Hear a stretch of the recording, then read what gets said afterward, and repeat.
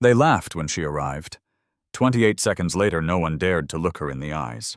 When Jasmine Walker first stepped off the bus at Camp Pendleton, the California sun beat down hard, but it was nothing compared to the heat of judgmental stares. As one of only 3 women and the only black woman in Delta Company, her presence drew whispers and smirks.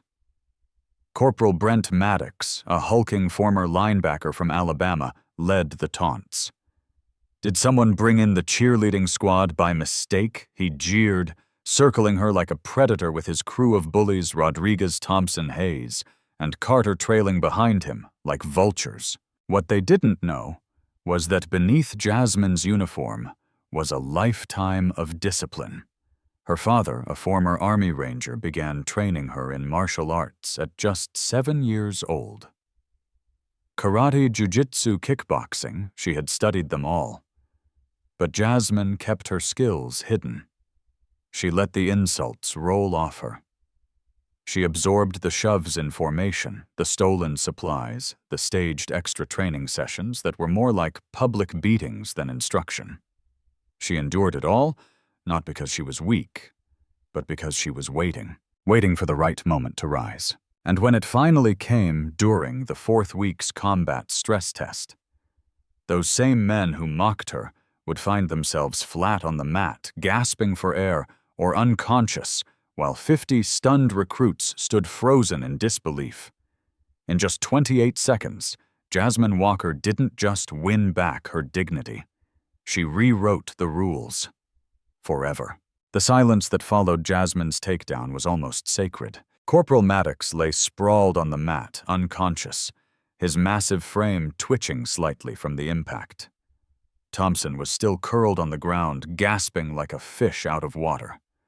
Rodriguez clutched his side in agony while Hayes stared blankly at the ceiling, utterly broken.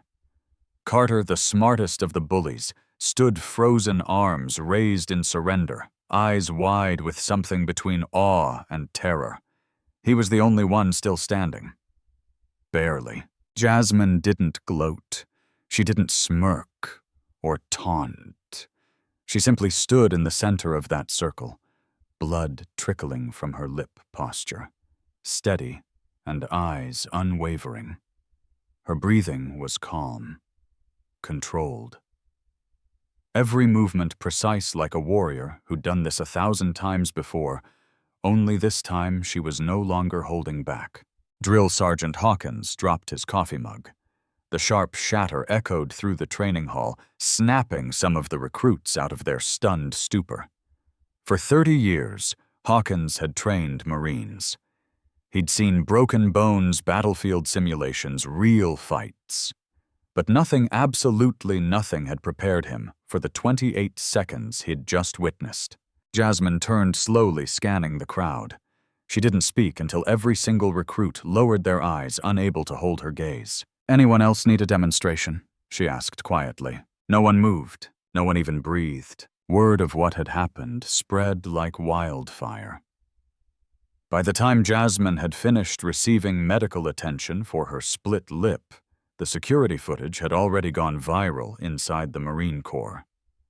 A Navy corpsman patched her up, while across the hallway, Maddox and his crew were being treated for injuries they'd never forget and likely never live down. 15 years patching up Marines," the corpsman whispered, "and I've never seen 5 grown men taken down so fast. What are you?" Jasmine simply replied, "Prepared." Meanwhile, in the headquarters office, a high-ranking officer replayed the footage with disbelief.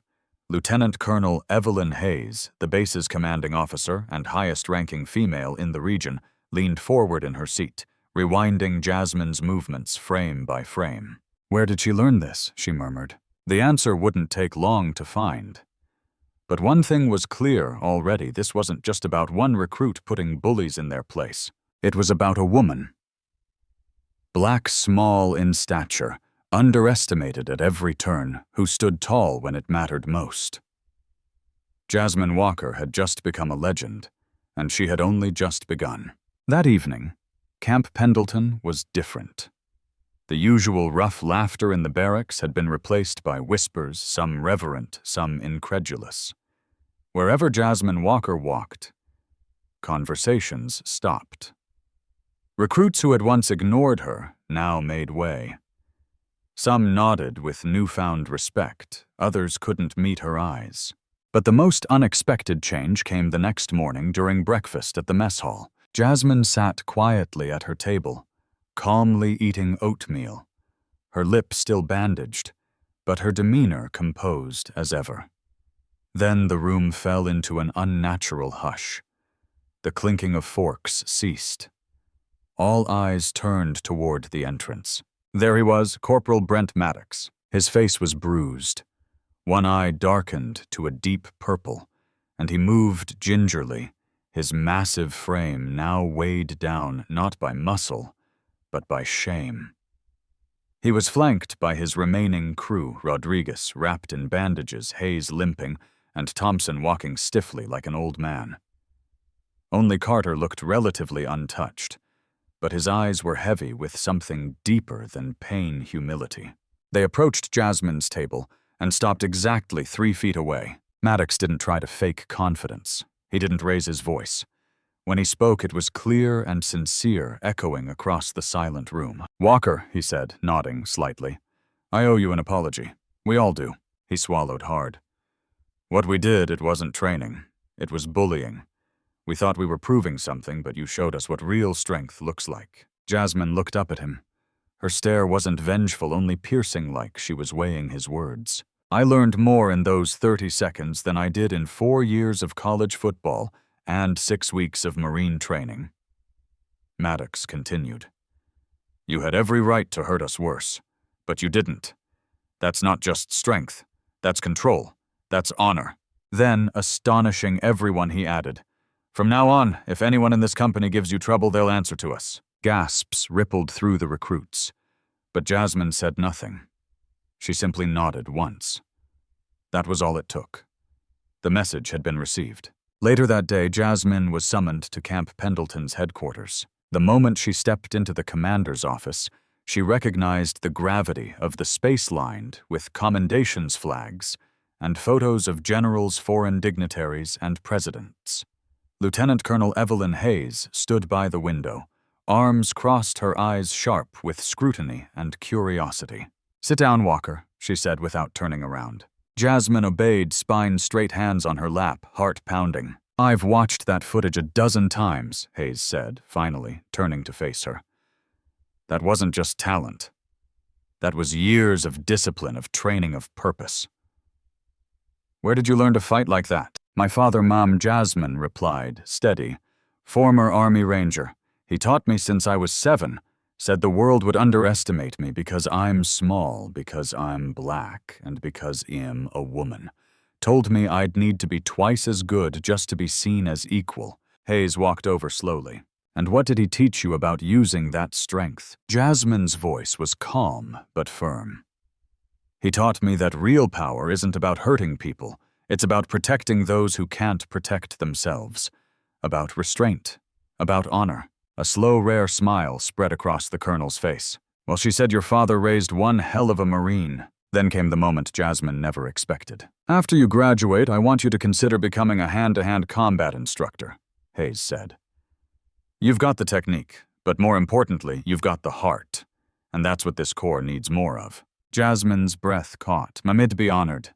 And just like that, the girl who had once been dismissed, ridiculed, and nearly broken was now being trusted to shape the next generation of warriors. Her journey wasn't over. It was just beginning. 6 months later, the sun rose over Camp Pendleton with the same brilliance it always had. But inside the main combat training facility, something had changed, something permanent. The lights dimmed, and a giant screen flickered on, displaying a familiar black and white security video. It had become legend, now shown to every new batch of recruits. The timestamp read, "Week 4 Delta Company Combat Evaluation." For 28 seconds, the room watched in stunned silence as Jasmine Walker dismantled 5 male Marines with calm, clinical precision. A gasp still escaped someone every time Maddox hit the mat. Even now, months later, the footage hadn't lost its shock value. Then the lights came back up, and there she was, Instructor Walker, standing confidently at the front of the room, now in full uniform bars, on her collar chin held high. Beside her stood Corporal Maddox. Yes, that same Maddox, now fully recovered, now her assistant instructor. The transformation between them was a living testament to redemption growth and earned respect. Jasmine scanned the crowd, young men and women, nervous and hopeful, some cocky, some terrified. All of them wondering what kind of warrior stood before them. Then she spoke. The first lesson Jasmine began, her voice calm but commanding, is this: never assume weakness based on what someone looks like. She paced, slowly, purposefully. Some of you are big, some are fast, some are quiet, and some, like I was, will be overlooked. But strength isn't about size, it's not about noise, it's about what you do when it matters, when no one believes in you. The room was utterly still. She gestured to the screen behind her. That moment you just watched, that wasn't about revenge. It was about choosing not to hide anymore, about deciding to stand up and say enough. She turned and nodded to Maddox, who stepped forward with a small smile, raising his hand. For the record, he said, his southern drawl still intact. I'm glad she didn't hit harder. Because I'm not sure I'd be here to help her teach you otherwise. A few recruits laughed nervously, but Jasmine's eyes locked in with theirs again. I'm not here to make you afraid, she said. I'm here to show you that warriors come in many forms. That respect isn't given by rank or uniform, it's earned in moments when no one's watching.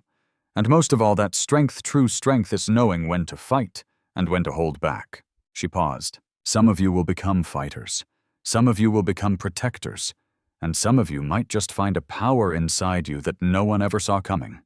The message landed, not just because Jasmine had lived it, but because she embodied it. Behind her, the legend of 28 seconds flickered off the screen. But in front of her, 50 new recruits stood ready, not just to learn combat, but to understand what it really meant to be a Marine. They hadn't just met their instructor. They'd just met the woman who rewrote the rules. Word had long outgrown the barracks. What started as a silent video shared between a few curious recruits had now reached high-ranking officers across every U.S. military base on the West Coast. Some called it the Jasmine footage. Others simply referred to it by the timestamp SO00 to 0028.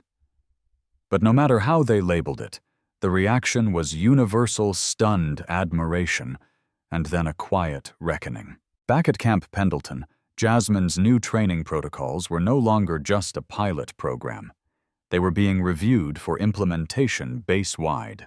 The program emphasized more than physical dominance. It taught restraint, empathy under pressure, and the mental discipline to choose clarity over chaos. And it came with a new motto etched into every training hall she led. Strength isn't power. Strength is control. One afternoon, Jasmine stood before a room of senior officers, presenting her revised curriculum for the hand-to-hand combat program. Among them sat General Patricia Hayes, the same woman who had once watched Jasmine's footage with disbelief, now leaning forward, taking notes. Let me be clear, Jasmine said, her voice unwavering. This isn't just about better fighters. It's about better leaders. I'm not training them to dominate. I'm training them to decide when not to. The room was quiet until General Hayes slowly nodded. You're not just rewriting combat training, she said. You're rewriting culture. Outside those walls, something else was happening.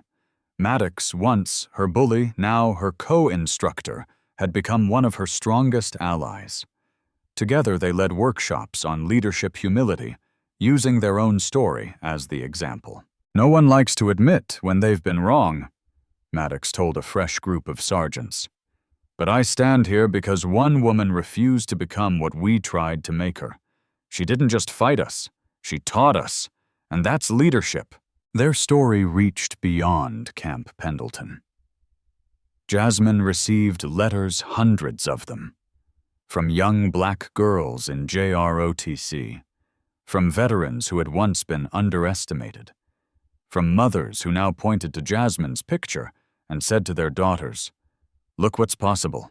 One message came from a retired colonel in Atlanta. I served 25 years and thought I'd seen everything. Then I watched you.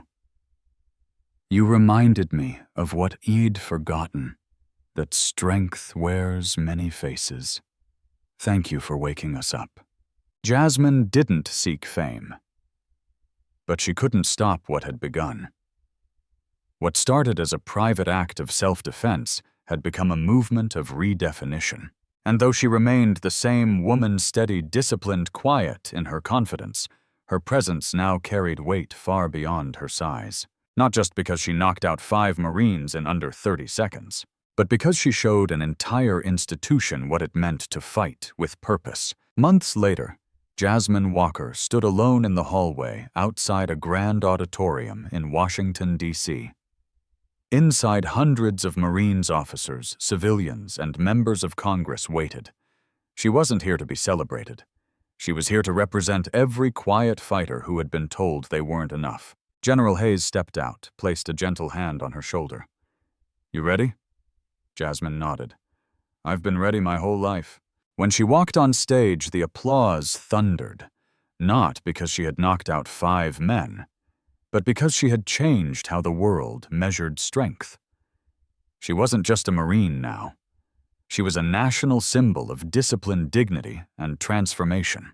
Later that day, as cameras flashed and hands were shaken, Jasmine returned to her room, opened her notebook, and wrote a message to herself. True strength is quiet.